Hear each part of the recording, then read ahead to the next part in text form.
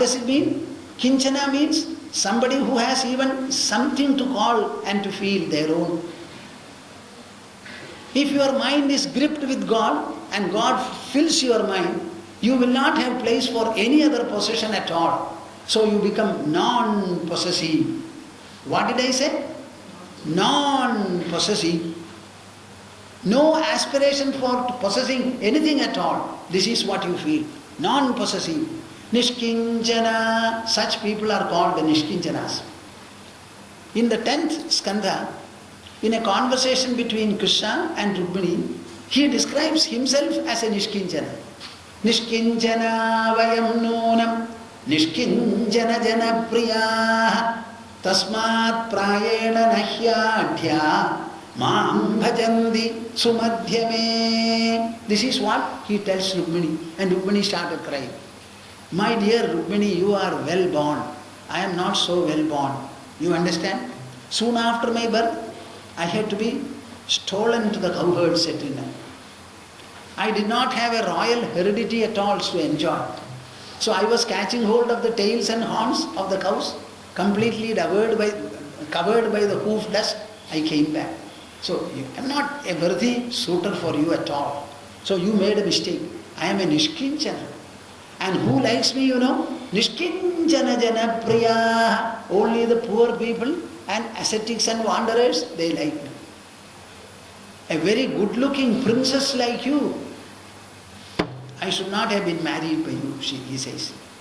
Nishkinchana jana priya tasmat prayena nahyadhya Maam bhajandi sumadhyame. A well-born princess like you should never have sought me at all. You made a mistake. It's not very late. Now also you can change your decision. Better get married to Shishupala or any other, he says. Rukmini started crying. So why I told you this Nishkinchanatva is a quality or a greatness which is a necessary corollary of devotional fullness. Once your mind is saturated with godliness, you will never want anything else. And what will make you full? Anuraga towards the Lord. Nothing else. I am not stipulating any other condition. Feel fondly for God, lovingly for God. Be enchanted by Him. Remember this very, very well. The word Nishkinchana should become a household phrase for every one of you. To live in your household, the best attitude, the best enrichment will be to become a Nishkinchana. A non-possessive mind you must have. This Nishkinchanatva is an essential corollary of real devotion. When you are devoted to God, particularly through the undercurrent of Anuraga, the Anuraga will fill your mind so much that you will not have any kind of a desire or a passion or a craving for anything else at all.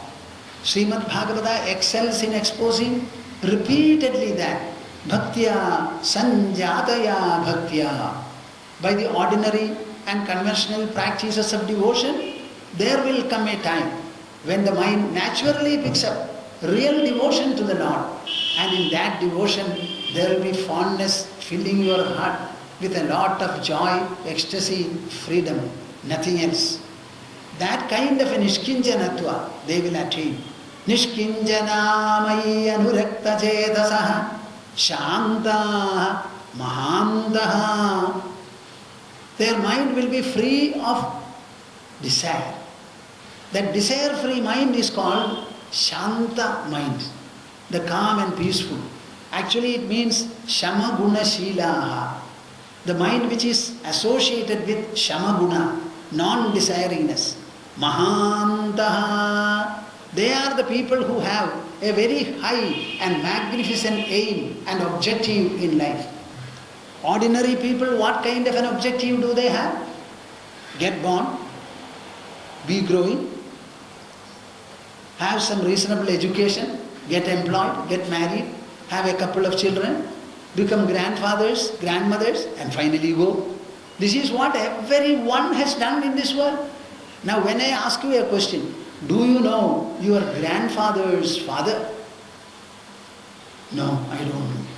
Was there not such a person? Yes. How is it that you don't know him? He has gone. What will you be when your grandchild's child is born?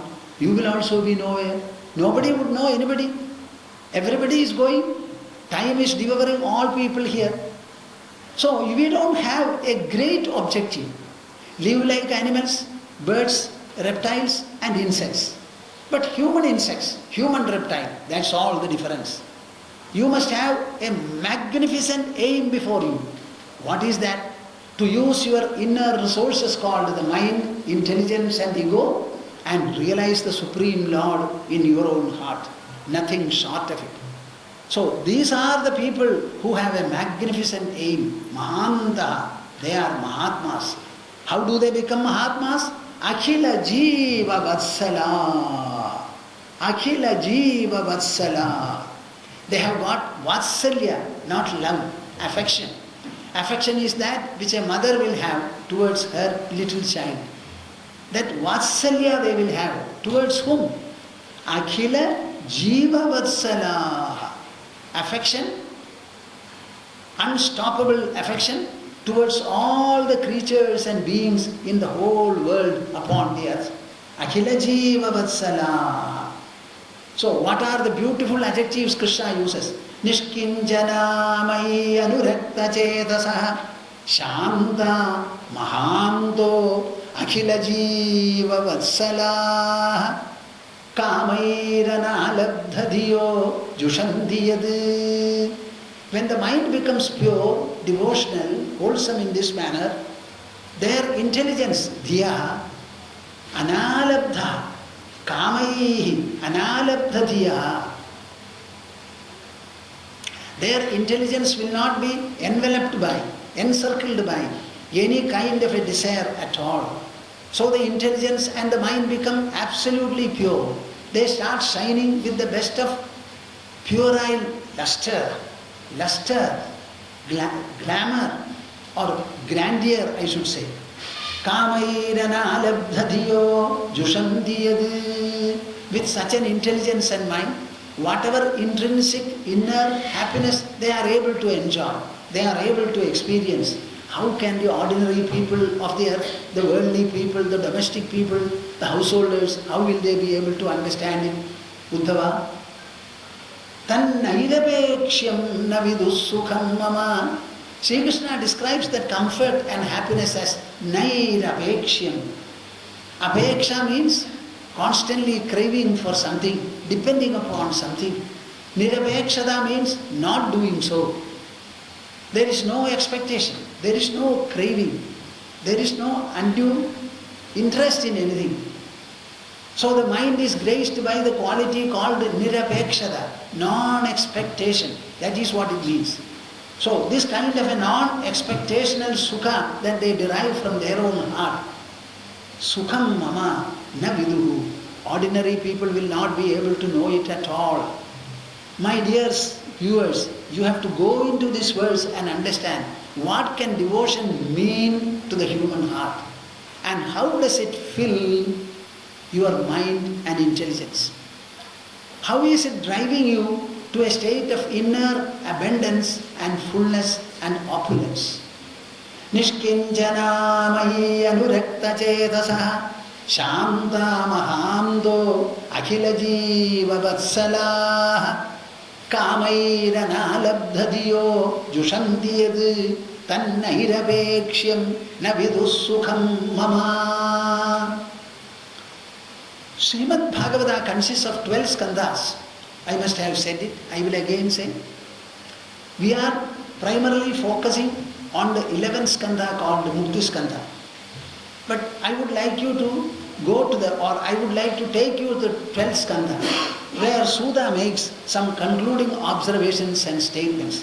They are very relevant to the devotional overflowing of the human heart. Just see, these verses are so beautiful, so nectarine, I should say. Sankirtyamano bhagavanananda Sutanubhavo vyasanam hi pumsam pravishya chittam vidhunotyashesham yatha tamorko abhramivaadivadah sankirtyamano bhagavan anantah. Wonderful, wonderful. All that you have to do is sankirtana you perform. Suppose you want to do kirtana, can you ask your husband to sit and let me start praising you with a kirtana? You cannot do it. You cannot praise your son also. Even father and mother cannot be praised. If you want to praise heartily, where is a living human being for it? A living reptile for it? We can only praise the invisible Lord, nobody else. None deserves any kind of that praiseful outpouring. So we have only God to be praised, if at all. Bhagavan Anantaha. This Bhagavan, Lord, is Ananta, infinite. Infinite on every account. His splendor is infinite, qualities are infinite, names are infinite, His measure is infinite, magnitude is infinite, potential is infinite, possibilities are infinite, everything is infinite. So He is called Anantaha. He who has no boundary, no end, no limitation, no hindrance, no obstruction, no encirclement. That kind of an Ananta Bhagavan, Sankirtyamanaha, you can only praise Him by a Kirtana. Don't go for elaborate mantras and suttas from the Vedas. Pick up any kind of a name, any kind of a folk song even. Do Kirtana of the Supreme Lord. Sutanubhavo. If you are unable to do Kirtana yourself, we give you an option. What is that? Wherever Kirtana is going on, at least listen to it by lending your ears. I am not able to sing like this. Let me at least lend my ears and absorb. So they will be singing and you will be absorbing. Perhaps you are the better beneficiary there. Sankirtyamano Bhagavan Anantah Sutanubhavo. When you do like that, you know what happens? Vyasanam hi pumsam pravishya chittam vidhunotyashesham.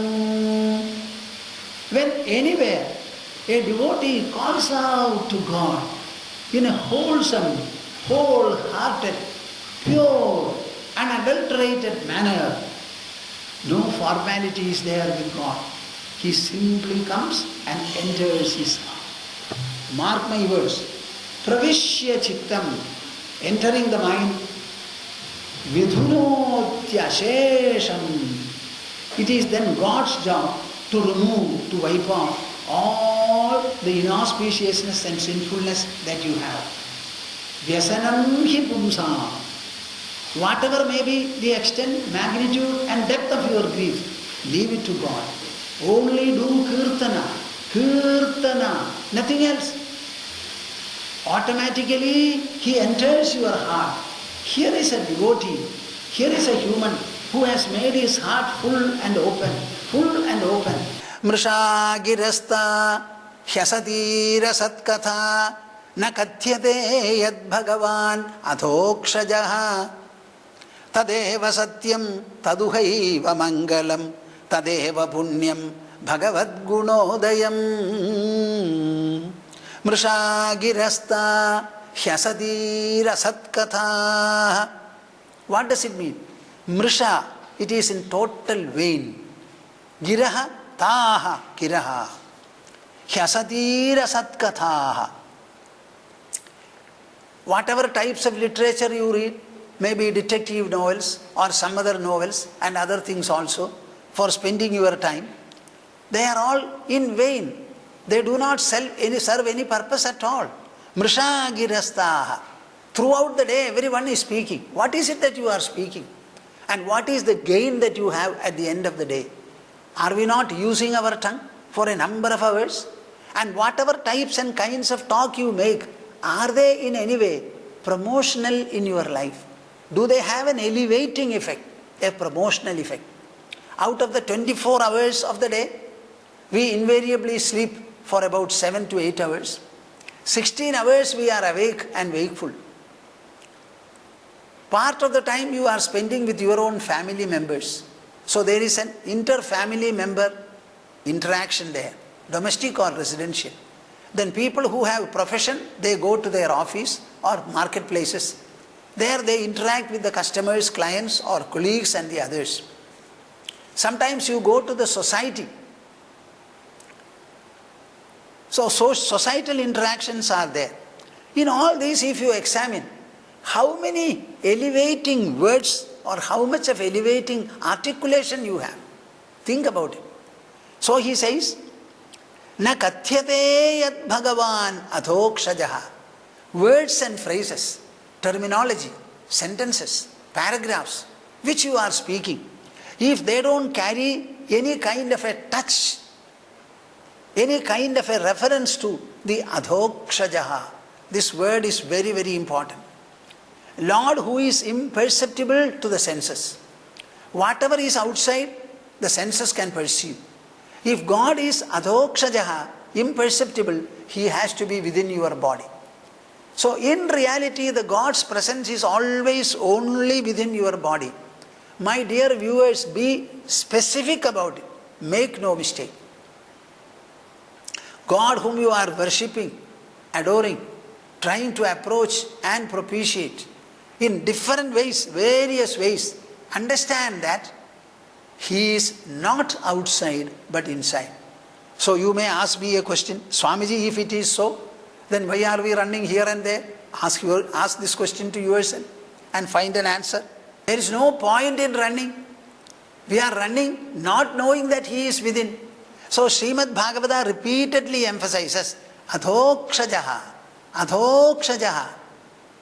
He is somebody whom the senses cannot approach, perceive and comprehend. So look for Him, if at all, only within your body. Our Upanishads clearly sing what? Eko devaha sarva bhuteshu gudha sarva vyapi sarva bhutantaratma. There is only one God.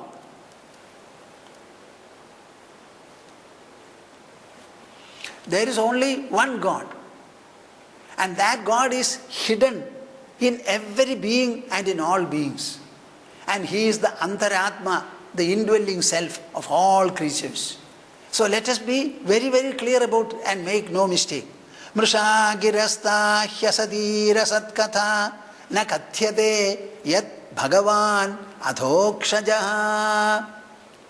Any word or sentence you utter which does not carry a sublime reference, an open reference to the imperceptible and the invisible Lord, understand that is totally in vain. It is a wasteful exercise. Tadeva satyam taduhaiva mangalam. If words and phrases, conversations and dialogues, which do not make any reference to God, they are wasteful, they are meaningless, they don't serve any purpose, if you say, then what is the alternate? He says, Tadeva satyam taduhaiva mangalam. That alone is true and truthful. Tadeva satyam taduhaiva mangalam. That alone is mangala, means auspicious. Why are they saying so emphatically? Because all your dialogues, conversations, words and phrases, you open the dictionary, any dictionary, all the words are referring to the objects of the world. Everything is referring to the visible world, its contents. You call physics, chemistry, atom, mountain, ocean, tree, creeper, seed, sprout, branch, leaf. What are all these?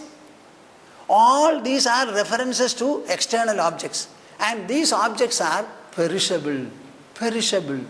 They are evanescent, fleeting. And whatever is fleeting cannot become the true. So they are asat, not sat. Sat, the only thing, is God and God alone. So if all the words throughout the day are referring to only asat, the unreal, the perishable, where is the salvation or promotion for you? Tadeva satyam taduhaiva mangalam tadeva punyam bhagavad gunodayam. That alone is holy, that alone is auspicious, that alone is rewarding, ennobling, purifying and elevating. What? Such speech, such words, such phrases, such descriptions and such statements and pronouncements where Bhagavad Gunodayam, the Kalyana Guna, the auspicious qualities of the Supreme Lord are referred to, mentioned, explained and conveyed. So let us be very sure. I think every one of you can take a notebook from today onwards and then see throughout the day whatever speech you are indulging in, how much of it has a direct reference to God, the supremely auspicious entity. I will find, I am afraid, out of the 16 hours of the day, your speech for maybe 14, 15 and 15.5 hours will be purely meaningless, worldly rigmarole.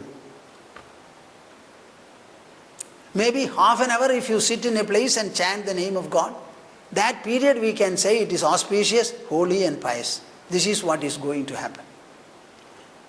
Mrisha girasta hyasadhira satkatha na kathyate yad bhagavan adhokshajaha tadeva satyam taduhaiva mangalam tadeva punyam bhagavad gunodayam tadeva ramyam rujiram navam navam. How beautifully they have put. I think every one of you should recite it. Teach the children also. The other day, a mother brought her little child. I think she must be about 10 or 12 years old. I asked her, can you recite some Sanskrit poem? Yes. And you know what she recited? This first sloka. Sankirtyamano Bhagavan Anantaha. The mother is actually a Sanskrit scholar also.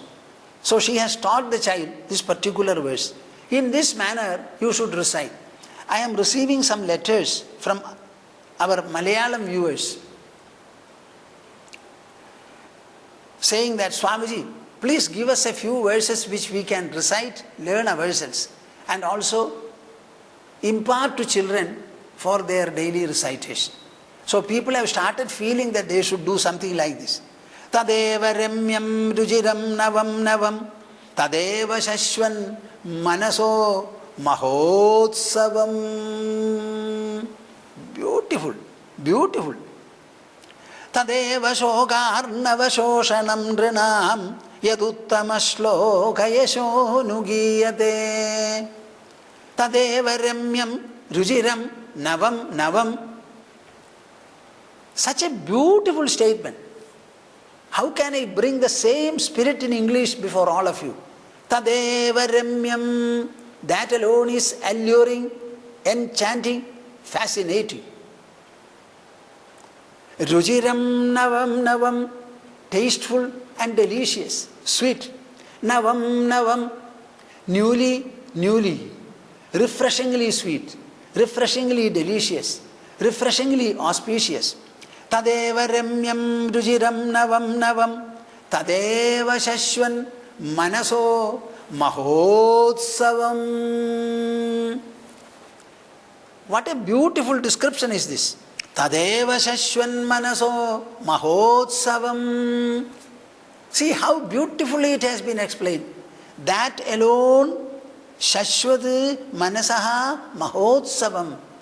That alone is the superb festivity for the mind, and that too a constant, incessant one, unbroken festivity. Wherever you are, whatever you are doing, in the kitchen or in the bathroom, you can start singing and chanting the name of the Lord. In fact, bathroom is a very good place. Before going to bed, before going to sleep, while lying, if you have nothing else to do, start chanting name. Hare Rama Govinda Krishna Murare. Why don't you chant? Anywhere. The moment you start chanting, what is the magic effect? Shashwat Manasaha Mahotsavam.